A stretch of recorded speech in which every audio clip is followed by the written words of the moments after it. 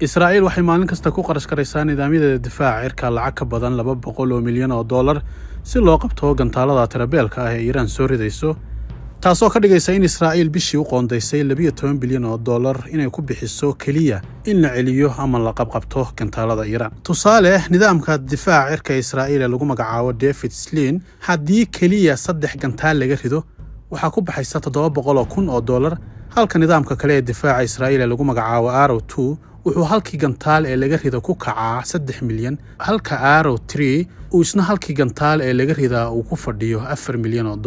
In ka badan 400 gantaal oo Iiraan ku riday Israa'iil maalmihii la soo dhaafay, waxay Israa'iil calaa gantaal in la qabto ugu kacayay malaayiin dollar, taasoo ku tusaysa in Israa'iil gantaalada Iiraan si loo qabto ay uga baxday balaayiin dollar. 45 ka mid ah diyaaradaha dagaalka ee F-35 ee Israa'iil haysato midiiba waxay halkii saac qarash garaysaa $10,000. Bangiga dhexe Israa'iilna wuxuu ku dhawaaqay in haddii duqaynta Iiraan sii socoto muddo dheer, dhaqaalaha Israa'iil uu gebi ahaanba meesha ka baxayo. Tusaale, 2 maalmood oo dagaalka ka mid ah waxaa Israa'iil uga baxay lacag ka badan $1.45 bilyan, mid ka mid ah kharashaadkii ugu badnaa ee dagaal lagu bixiyo.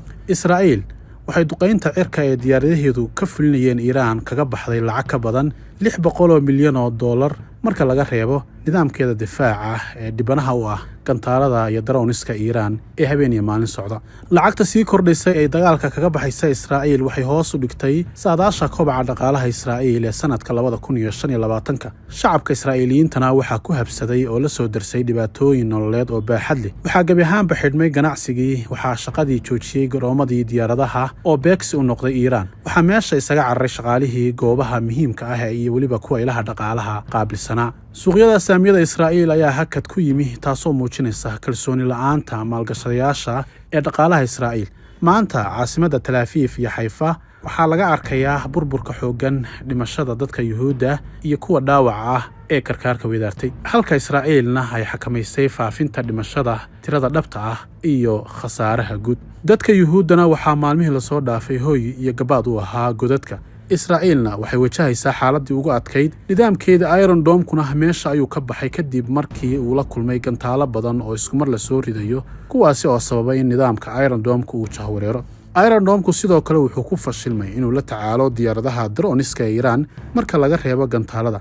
Qiimaha ku baxaya nidaamkana waa culays weyn oo saaran miisaaniyadda Israa'iil, halka gantaalada Iiraanna ay si fudud u burburiyaan dhismayaasha iyo goobaha muhiimka ah ee Israa'iil. Haddaba haddaan ku soo laabano nidaamyada difaaca cirka ee Israa'iil ayaa ka kooban 3 nooc oo mid walba shaqo gaara qabto, laakiin ka siman inay u abaabulan yihiin ka hortagga gantaalada ka imaanaya cadowga. Waxayna kale yihiin nidaamka difaaca caanka ah ee Iron Dome-ka oo loogu talagalay inuu ka hortago gantaalada ridada gaaban oo masaafo u dhaxaysa 40 kilomitir ilaa 70 kilomitir. waxaa ku xiga nidaamka labaad oo lagu magacaabo David Sling oo loogu talagalay inuu ka hortago gantaalada ridada dhexe, wuxuuna ku qalabaysan yahay tiknoolajiyadii ugu dambeysay oo casri ah. Wuxuu xataa awood u leeyahay inuu soo rido gantaalada xawaaraha sare ku soconaya ee Iiraan, wuxuuna wax ka toogan karaa amaba kaga hortagi karaa masaafo gaadhaysa 300 kilomitir. nidaamka difaaca saddexaad ee Israa'iil haysato waxaa lagu magacaabaa Arrow System oo ka kooban Arrow 2 iyo Arrow 3, waana kan dunida ugu khatarsan hadda. waxaana loogu talagalay inuu ka hortago oo burburiyo gantaalada ridada dheer kuwa xambaarsan madaxyada nukliyeerka. nidaamkan wuxuu kaloo awood u leeyahay inuu gantaalada kaga hortago masaafo fog oo ka baxsan dhulka Israa'iil oo gaadhaysa 2400 kilomitir. Israa'iil waxay kaloo haysataa nidaamka difaaca ee Mareykanku sameeyo ee lagu magacaabo THAAD oo ah nidaamyada difaaca hawada kuwooda ugu sarreeya. waxaana hadda nidaamkan uu ka howlgalaa oo haysta 5 dal oo kaliya oo kala ah Imaaraadka, GOM, Israa'iil, Romania iyo Mareykanka laftiisa. wuxuuna nidaamkani gantaalada cadowga kaga hortagaa masaafo 200 kilomitir ah markay soo jiraan, wuxuuna burburiyaa gantaalada halista ah iyo kuwa bilistiga.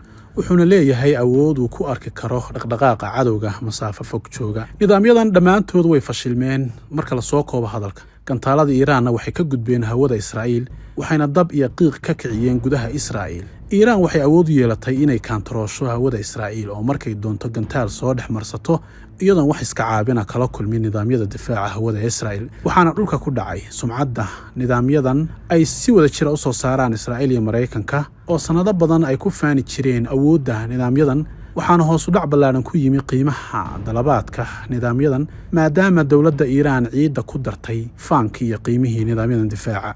Israa'iil waxay haysataa mid ka mid ah nidaamyada dunida ugu halista badan ee burburiya madaxyada nukliyeerka, sidoo kale masaafo 2,000 oo kilomitir ka badan kaga hortagaya gantaalada. waxaana nidaamkan lagu magacaabaa Arrow system oo u kala qaybsan Arrow 2 iyo Arrow 3. soo saaristiisana waxaa iska kaashaday Israa'iil iyo Mareykanka, waxaana soo saaray shirkadda loo soo gaabiyo IAI iyadoo la kaashanaysa shirkadda Boeing ee diyaaradaha xamuulka soo saarta ee Mareykanka laga leeyahay.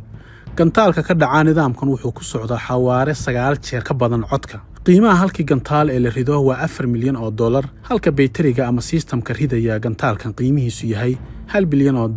macnaha markaad nidaamkan iyo gantaaladiisa iibsanayso waa ilaa $1.5 bilyan.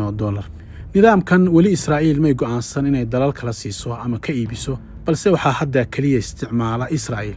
dhowaan waxaa soo shaacbaxay in nidaamkan ay danaynayso gaashaanbuurta NATO ee Mareykanku hogaamiye, maadaama dhinaca kalena isla Mareykanka laftiisu maalgelinta ugu ballaaran uu ku bixiyay systemkan Arrowga lagu magacaabo. balse waxaa la sheegay in nidaamkan ay Iiraan dhaawac weyn u geysatay kadib markii tiro la mid ah nidaamkan ay Iiraan jabsatay oo systemkiisa la soo dhexgalay, kaasoo nidaamkan hadda ka dhigtay howlgab amaba inuu shaqayn waayo. nidaamka kale ee Iron Dome-ka ayaa ka mid ah kuwa sida weyn loo amaanay ee Israa'iil haysato, isla markaana ay kula dagaalami jirtay ururka Xamaas, balse ay balaaya ka raacday kadib markii Iiraan ay nidaamkan ku soo fasaxday 100 gantaal oo isugu jira kuwa sax iyo kuwa waliba hawo ah oo faaruq ah, kaasoo nidaamka Israa'iil kala saari kari waayay saxnaanta gantaalada Iiraan. waxay Iiraan si weyn u adeegsatay kooxda u qaabilsan weerarka internetka, kuwaasi oo badiba baabi'iyay nidaamyadii difaaca Israa'iil. nidaamkan Iron Dome-ka waa mid ka mid ah difaaca casriga ah ee Israa'iil haysato, waxaana loogu talagalay si ay uga hortagaan gantaalaha gaagaaban ee masaafo u dhaxaysa 40 ilaa 70 kilomitir, sida maraafiicda iyo diyaaradaha droniska ah ay khatarta ku ah baa la yidhi dadka rayidka ah iyo weliba kaabayaasha muhiimka. waxaa nidaamkan la bilaabay in si rasmi ah loo adeegsado sanadkii 2011. ujeeddada nidaamkan Iron Dome-ka laga lahaa ayaa ahayd in lagu ilaaliyo magaalooyinka Israa'iil iyo weliba goobaha muhiimka ah ee istaraatiijiga ah, taasoo been noqotay. waxaadna arki kartaa maanta magaalooyinka Israa'iil iyo goobihii istaraatiijiga ah oo gubanaya. ujeeddada kale nidaamkan laga lahaa waxay ahayd inuu burburiyo gantaalada iyo maraafiicda cadowga ka hor inta aysan soo gaarin baa la yidhi bartilmaameedkooda. waxaa kaloo nidaamkan looga gol lahaa inuu ahaado mid sugan oo aan la soo dhexgeli karin, isla markaana la jaanqaadaya tiknoolajiyadda casriga ah. waxaana lagu hagaa inta badan kombiyuutarro iyo aalado kale oo loo isticmaalo ilaalinta amaba looga ilaaliyo kooxaha weerarka internetka inaysan jabsan. taasna been ayay noqotay oo nidaamkan waxaaba gacan ku hayntiisa iyo maamulkiisa la wareegay kooxaha weerarka internetka ee Iiraan, kuwaasi oo intay soo dhexgaleen nidaamkan isaga oo dhan demiyey. nidaamkan qiimihiisu marka uu isku dhan yahay waa $50 milyan, halkii gantaal ee ka dhaca wuxuu u dhexeeyaa qiimihiisu $50,000 ilaa $100,000. dalalka safka ugu jiray nidaamkan Iron Dome-ku inay iibsadaan waxaa ka mid ah Hindiya, Azerbaijan, Romania iyo South Korea. waxaa asna jira nidaam kale oo hawada loo isticmaalo oo David Sling lagu magacaabo, oo ay iska kaashadeen samayntiisa Rafale Advanced Defense System iyo weliba shirkadda kale ee Mareykanku leeyahay ee Raytheon. nidaamkan wuxuu qayb ka yahay difaaca hawada ee 3 geesoodka ka kooban ee kala ah Iron Dome, Arrow system iyo weliba David Sling. nidaamkan wuxuu Israa'iil u qaabilsanaa inuu ka hortago hanjabaadda gantaalaha xawaaraha sare leh, kuwada dhexdhexaadka iyo kuwa dhaadheer, inuu si gaara u bartilmaameedsado gantaalaha kala duwan sida kuwa bilistiga, cruiska, gantaalaha xambaarsan madaxyada culus iyo diyaaradaha aan duuliyaha lahayn ee droniska. dhinaca kale nidaamkan markuu isku dhan yahay qiimihiisu wuxuu gaadhaa $700,000, halkii gantaal ee ka dhaca nidaamkan oo loo yaqaano Stano wuxuu ku kacayaa $150,000 ilaa $250,000. wuxuuna nidaamkani si wada jira ula shaqayn karaa nidaamyada kale ee Iron Dome-ka iyo Arrowga si loo helo difaac dhammaystiran. dowladda Finland ayaa sanadkii 2023 ku dhawaaqday inay iibsan doonto nidaamkan David Sling kudlad isku xidhan oo qiimaheedu gaarayo €316 milyan, taasoo u dhigmaysa qiyaastii $340 milyan oo noqonaysa qayb ka mid ah nidaamkan.